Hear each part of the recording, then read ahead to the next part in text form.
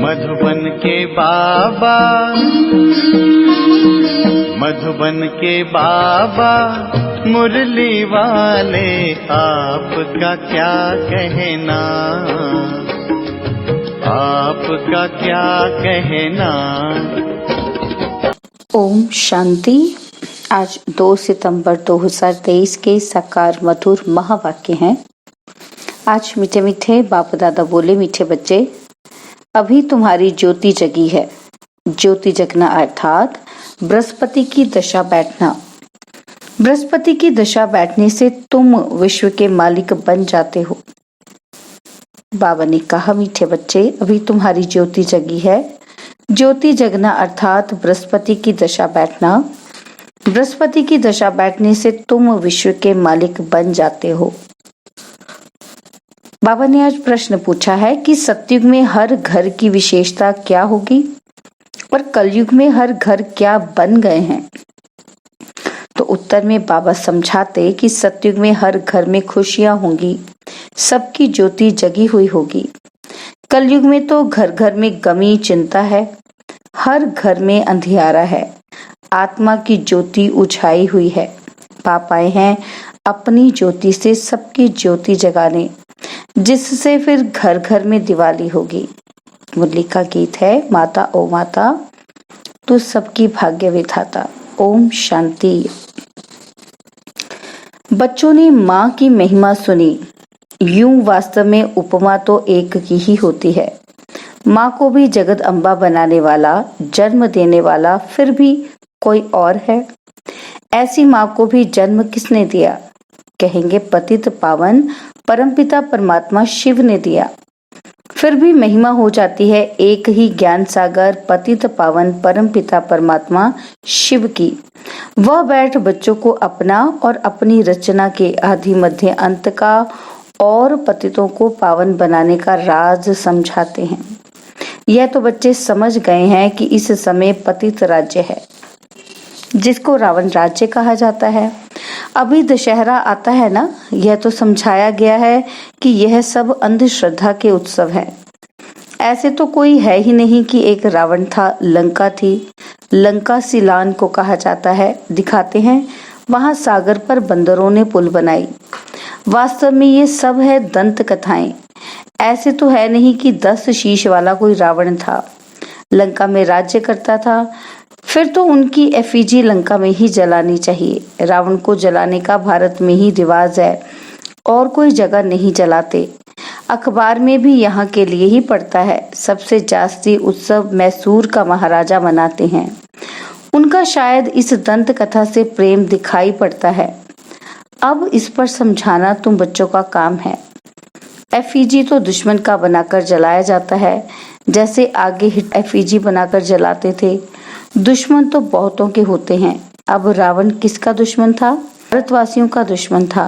परंतु दुश्मन को भी एक बार जलाया जाता है। ऐसे तो कोई भी नहीं करते जो हर वर्ष दुश्मन का एफिजी बनाकर जलाते। दुश्मन का एफिजी तो बनाते हैं, परंतु वर्ष वर्ष तो नहीं जलाते। यह रावण फिर कौन है जिसका भारत में बहुत समय से 10 शीश वाला एफिजी बनाकर जलाते रहते हैं? यह दुश्मन कब से हुआ है जो मरता ही नहीं? आखिरीन खत्म होगा या सदैव रहेगा ही? तुम बच्चे जानते हो भारत ही पवित्र था, फिर भारत को ही रावण ने अपवित्र बनाया है। अभी रावण राज्य है। अगर लंका का राजा था तो रानी भी होगी। तुम तो यह बातें मानेंगे नहीं। रावण अभी तक जीता है, वह क्या कुछ भी नहीं समझते? जीता है फिर उसकी एफिजी बनाकर जलाते रहते। एक बार जलाया फिर क्या हुआ? हर वर्ष जलाते रहते हैं। तो तुम बच्चों को समझाना चाहिए। कमेटी के बड़े जो बनते हैं, जैसे मैसूर का महाराजा है, वह बहुत मनाते हैं। फॉरेनर्स को भी देखने के लिए बुलाते हैं। समझेंगे शायद ऐसा हुआ होगा, परंतु ऐसा तो कभी हुआ नहीं है। नाटक बना देते हैं, रावण का भी नाटक बनाते हैं। तो इस रावण की बात पर समझाना है। बड़ी जबरदस्त बात है। अभी तुम रावण राज्य में बैठे हो। पति तो दुनिया को ही रावण राज्य कहा जाता है। अभी राम राज्य और रावण राज्य का राज तुमको समझाया गया है। रावण 5 विकारों को कहा जाता है और कोई नहीं है। तुम समझ गए हो रावण का राज्य अभी भारत में है। भारत में ही दशहरा, दीपमाला आदि मनाते हैं। तो समझाना पड़े। अगर रावण जीता है तो रावण राज्य ठहरा ना। रावण है पतित बनाने वाला। तुम जानते हो 5 विकार जो कि इस समय सर्वव्यापी हैं, उनको ही रावण कहा जाता है। रावण के चित्र तो आगे दशहरे में निकले थे। इसमें तिथि तारीख भी डालनी पड़े। इस समय पतित का विनाश और पावन की स्थापना होती है। तुम पतित से पावन बन रहे हो। पावन बन जाएंगे फिर रावण संप्रदाय को आग लगेगी। रावण खत्म हो जाएगा, फिर सतयुग में कोई एफिजी नहीं बनानी पड़ेगी। सब पावन बन जाएंगे। आत्मा में सतो प्रधानता की जब ताकत थी तो जागती ज्योत थी। पतित बनने से वह ज्योत उझा गई है। आत्मा ही पतित बनी है, उड़ने की ताकत नहीं है। 5 विकारों से आत्मा आयरन एज्ड बन गई है, यह जरूर समझाना है। आत्मा को जागृत करने वाला एक बाप है। ये तो सब कहते हैं कि ज्योति स्वरूप परम पिता परमात्मा आएगा। अब ज्योति स्वरूप तो तुम आत्मा भी हो। परमपिता परमात्मा भी ज्योति स्वरूप हैं। तुम्हारी आत्मा की ज्योति बुझ गई है, बाकी जाकर जरा सी रही है। मनुष्य मरते हैं तो दिन रात उनका दीवा जलाते हैं। दीवे की बहुत संभाल करते हैं। घृत खत्म हो जाता है फिर और डालते हैं। आत्माओं का भी ऐसे है। बाप आकर सबकी ज्ञान से ज्योति जगाते हैं। ज्योति जगी हुई कितना समय चलती है? वह तो रात को जलाते हैं फिर घृत डालते जाते हैं। तुम्हारी अब ज्योति जग रही है। जगते जगते फिर जग ही जाएगी। ज्योति बुझने में 5000 वर्ष लगता है, फिर बाप आकर घृत डालते हैं। तुम्हारी अब ज्योति जगी है, फिर धीरे धीरे कला कम होती जाएगी। ज्योति उझाई जाएगी। तुम जानते हो अभी हमारी ज्योति जगती है, फिर सतयुग में घर घर में सोचरा होगा। भारत की ही बात है तो घर घर में अंधियारा है, खुशी है ही नहीं। तुम जानते हो सतयुग त्रेता में हम बहुत खुश थे और खुशी मनाते थे। सभी की ज्योति जगी हुई रहती है, फिर थोड़ी थोड़ी कमती होती जाती है। इस समय तो बिल्कुल उझाई हुई है, खाद पड़ी हुई है। बाप आकर फिर ज्ञान का घृत डालते हैं, जिससे तुम फिर जागती ज्योत बन जाते हो। तुम्हारे ज्ञान चक्षु खुल जाते हैं। तुम जानते हो अभी हमारी सारी काया खलास हो गई है। राहु का ग्रहण लग गया है। तुमको काला होने में कितना समय लगता है? शुरू से लेकर थोड़ा थोड़ा होते, फिर माया का प्रवेश होने से ही बहुत काले बन जाते हो। अभी तुम्हारे ऊपर राहु की दशा है। सबसे कड़ी है राहु की दशा। अभी फिर बृहस्पति की दशा बैठती है, क्योंकि अभी विश्व का मालिक बनने के लिए तुम वृक्षपति गुरु द्वारा पुरुषार्थ कर रहे हो। वह है अविनाशी गुरु। किसका? अविनाशी आत्माओं का। वह मनुष्य लोग आत्माओं का गुरु नहीं बनते हैं, वह मनुष्य का गुरु बनते हैं। अभी बाप तुम्हारी आत्माओं का गुरु आकर बने हैं। वृक्षपति परमपिता परमात्मा है। तुम समझते हो अब हमारे ऊपर बृहस्पति की दशा है। स्वर्ग के मालिक तो बनेंगे, अविनाशी सुख रहता है, परंतु उसके लिए पुरुषार्थ अब करना है कि हम सुख धाम के महाराजा महारानी बने। पुरुषार्थ तो हर एक का अपना चलता है। यह है रुद्र शिव की पाठशाला, वह है ज्ञान सागर। तुम उनकी पाठशाला में पढ़ रहे हो। भगवानुवाच कि मैं तुमको राजयोग सिखलाता हूँ। अविनाशी आत्माओं का अविनाशी बाप मैं हूँ। एक है जिस्मानी बाप, एक है रूहानी बाप। दोनों कंट्रास्ट भी बताना है। रूहानी बाप कब मिलते हैं? जिसको भक्ति मार्ग में सभी रूहें याद करती हैं। जिस्मानी बाप तो है विनाशी, आत्माएं तो विनाशी नहीं होती हैं। तुम जानते हो हमारा जो लौकिक बाप है वह तो जन्म बाई जन्म हम बदलते आए। बाप बिगड़ तो बच्चे का जन्म हो ही नहीं सकता। तुम बच्चों को अब विशाल बुद्धि मिली है। तुम समझ सकते हो कि कब से हम 2 बाप वाले बनते हैं। सत्युग में तो एक ही लौकिक बाप होता है। उनको ही याद करते हैं। आत्माओं को उस रूहानी बाप को याद करने की दरकार नहीं रहती। आत्माओं को सतयुग में एक ही लौकिक बाप होता है, वहाँ शरीर भी गोरा मिलता है। प्रारब्ध भोगते हैं ना, इसलिए वहाँ बाप को याद नहीं करते। तो तुमको ये समझाना है, भक्ति मार्ग में एक है विनाशी लौकिक बाप, वह तो हर जन्म में दूसरा मिलता है। तुम आत्मा तो अविनाशी हो, अविनाशी बाप को याद करती हो। कहते भी हैं परम पिता, परम धाम में रहने वाले पिता। लौकिक पिता को कभी परम पिता नहीं कहेंगे। यह दो बाप का राज समझाना बहुत जरूरी है। रावण का राज भी समझाना है। रावण राज्य अर्थात पतित राज्य अभी है, इसलिए पतित पावन बाप को बुला रहे हैं। वह अविनाशी बाप है। दो बाप जरूर सिद्ध करने हैं। आत्माओं का भी बाप है, इसलिए पारलौकिक परमपिता परमात्मा को याद करते हैं। हर जन्म में लौकिक बाप और मिलता है, फिर भी उस रूहानी बाप को जरूर याद करते हैं। वह कभी बदलता नहीं। बाप भी कहते हैं बरोबर तो मुझे याद करते थे। हे परमपिता परमात्मा, कब तक तुमको याद करना है? फिर बाप कब मिलता है, यह तुम अभी जान गए हो। अब भक्ति का अंत होता है, तब भक्तों को फल देने बाप आते हैं। बाप ने समझाया है, सभी भक्तों को मुक्ति, जीवन मुक्ति देता हूँ। तुम जानते हो सतयुग में एक ही धर्म होता है, उसको वननेस कहेंगे। कहते हैं सभी मिलकर एक हो जाएं, परंतु सभी धर्म तो एक हो नहीं सकते। जब एक राज्य हो जाता है तो पवित्रता, सुख, शांति रहती है। भारत में राम राज्य था जरूर, अभी यह रावण राज्य है, इसलिए रावण को जलाते रहते हैं।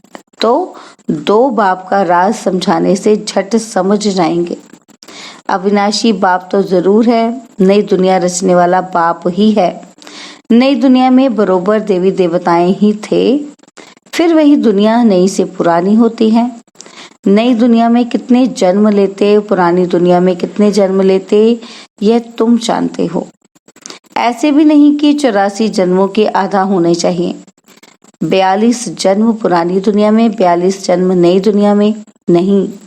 भारतवासियों की आयु पहले 100 वर्ष, 125 वर्ष थी, अभी तो 40-50 वर्ष भी मुश्किल चलती है, तो आधा आधा हो ना सके। 84 जन्मों का हिसाब तो चाहिए ना। बाप कहते हैं तुम्हारा 84 जन्मों का चक्र अब पूरा हुआ। तुम नहीं जानते हो, हम समझाते हैं। 84 जन्मों का राज सिवाय परमपिता परमात्मा के और कोई समझा ना सके। तुम बाप से सुनकर खुश होते हो, फिर नई दुनिया के लिए पुरुषार्थ करते हो। अब ये बच्चों को सिद्ध कर बताना है कि हम अभी बेहद के पारलौकिक बाप से बेहद का वर्षा ले रहे हैं। वह बाप आते ही तब हैं जब स्वर्ग की स्थापना करते हैं। उनको कहा ही जाता है हेवनली गॉड फादर। जब नए घर की स्थापना होती है तब पुराने घर को तोड़ा जाता है। लिखा हुआ भी है स्थापना फिर विनाश। स्थापना जब पूरी हो जाएगी तब विनाश होगा। स्थापना करने वाला है परमपिता परमात्मा इस ब्रह्मा द्वारा। यह भी बाबा ने समझाया है। सूक्ष्म वतनवासी को तो प्रजापिता नहीं कहेंगे, वहां प्रजा होती नहीं, तो जरूर प्रजापिता ब्रह्मा यहाँ होगा, वही फिर अव्यक्त संपूर्ण बनेगा। वह तो है अव्यक्त, जरूर व्यक्त भी चाहिए, जो फिर अव्यक्त होना है। दोनों अभी दिखाई पड़ते हैं। प्रजापिता ब्रह्मा यहाँ भी है, सूक्ष्म वतन में भी है। प्रजापिता तो यहाँ चाहिए, जरूर प्रजापिता ब्रह्मा के बच्चे भी यहाँ ही हैं। प्रदर्शनी में दो बाप का राज समझाना है। कायदा तो है एक एक को अलग अलग समझाया जाता है। अब वहाँ किसको कैसे समझाएंगे? समझाने के लिए तो एकांत चाहिए।